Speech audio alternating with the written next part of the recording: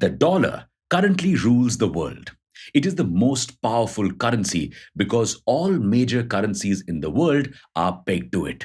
Not just that, oil is pegged to it. You want oil, you need dollars. But now China, the US's biggest rival, is trying to end the dollar's supremacy.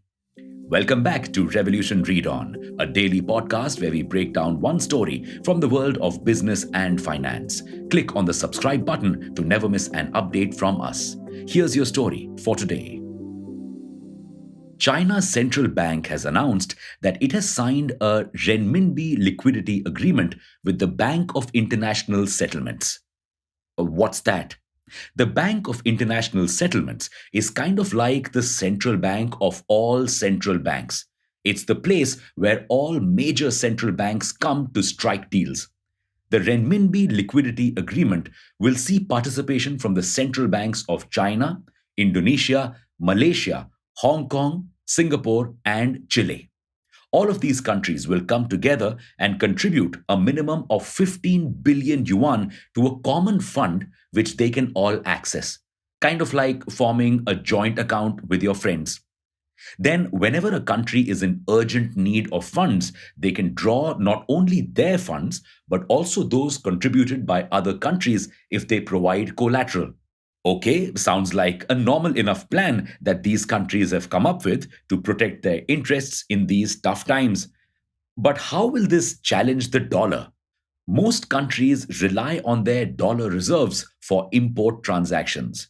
What China has cleverly done is try to create a yuan reserve that more and more countries can rely on.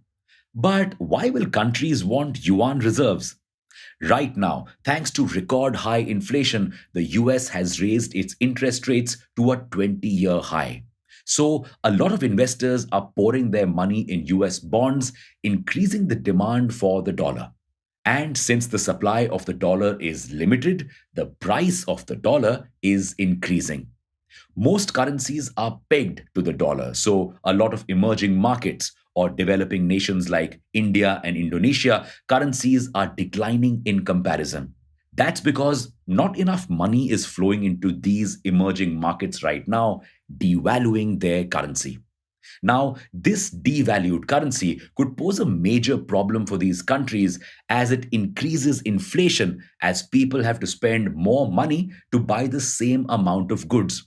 So, to raise the value of their currencies, a lot of countries sell their dollar reserves to increase the supply of dollars in the market and reduce the price.